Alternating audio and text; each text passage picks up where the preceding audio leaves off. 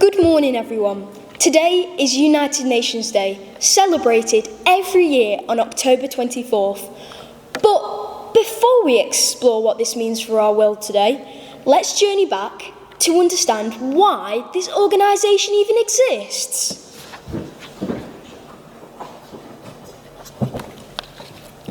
It's 1945. The world has just emerged from the most devastating war in human history. Over 7 million people have died. Cities lie in ruins.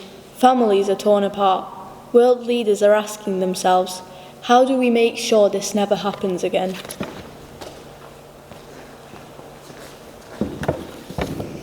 On June 26, 1945, representatives from 50 nations gathered in San Francisco to sign the United Nations Charter. Their dream was simple, yet revolutionary. Create an organisation where countries could talk instead of fight, cooperate instead of compete, and solve problems together instead of alone.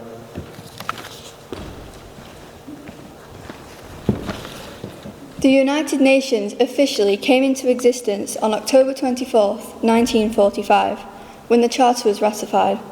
This became UN Day, a moment to celebrate international cooperation and reflect on our shared challenges.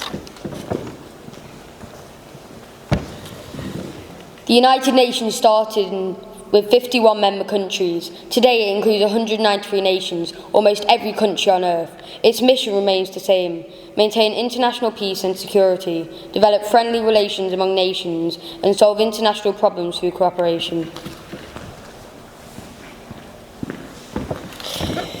But here's where it gets complicated. The UN can only be as strong as its member countries allow it to be. It's not a world government. It's more like a global meeting place where countries come together to discuss, debate, and hopefully agree on solutions. Which brings us to today's central question. In our interconnected world, should countries ever give up some of their independence to solve global problems like climate change or poverty? This isn't just a theoretical debate. Right now, climate change doesn't respect borders. A heatwave in one country affects global food prices. Pollution from one nation's factory contributes to rising sea levels that threatens island nations thousands of miles away.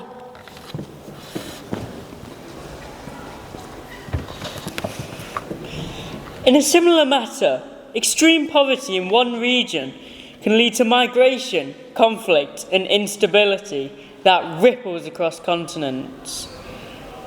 These are problems no single country can solve alone, no matter how powerful or wealthy they might be.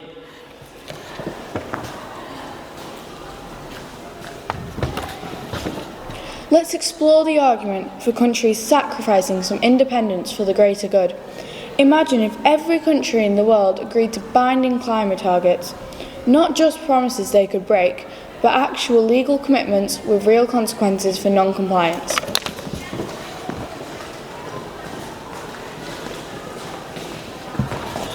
We could see rapid progress in cutting carbon emissions, protecting forests and investing in renewable energy. The European Union is already an example of this. Member countries have given up their sovereignty to create common environmental standards. This has led to cleaner air and water across the continent. Consider global poverty. If wealthy nations were legally required to contribute a specific percentage of their GDP to international development, we could potentially end extreme poverty within our lifetimes.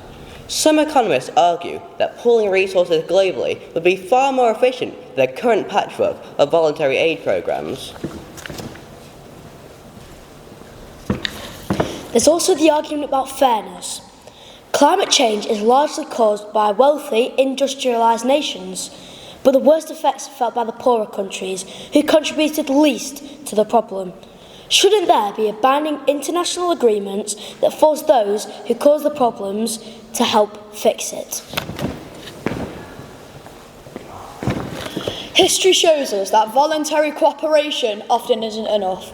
The Paris Climate Agreement, while important, relies on countries keeping their promises, but what happens when governments change, priorities shift, or economic pressures mount?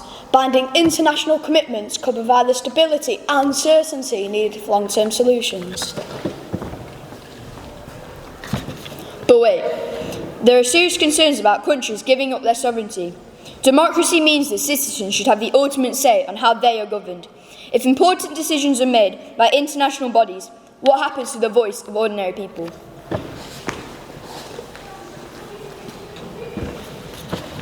Different countries have different values, cultures and priorities. What works in Sweden might not work in Singapore. What's considered essential in Kenya might be irrelevant in Canada. How can we create one-size-fits-all global solutions when our world is so beautifully diverse? There's also the question of accountability. If your government makes a decision you disagree with, you can vote them out. But if an international organisation makes decisions that affect your life, how do you hold them accountable? You can't vote for the UN Secretary General or the World Bank President. History gives us reasons to be cautious too.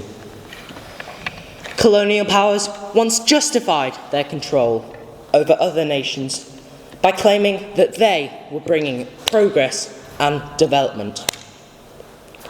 How do we ensure that global governance doesn't become a new form of the powerful controlling the less powerful? So, where does this leave us? With a generation that will inherit these global challenges. Climate change will shape our careers, our homes, our families. Global inequality will affect the stability and prosperity of our world.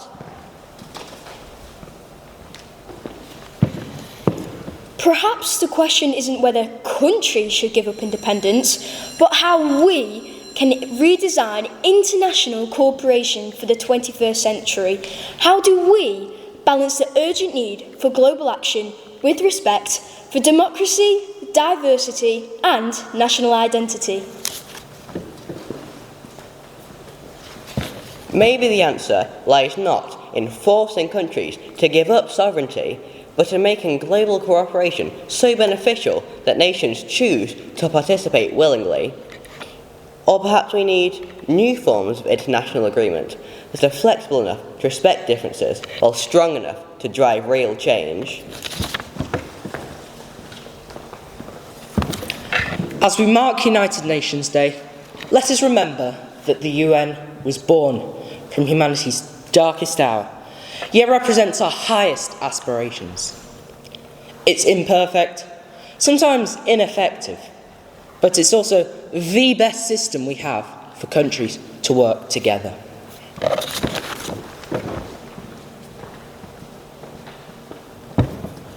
The questions we've explored today don't have any easy answers, but discussing it, debating it, and thinking critically about it is exactly what the founders of the UN hoped future generations would do.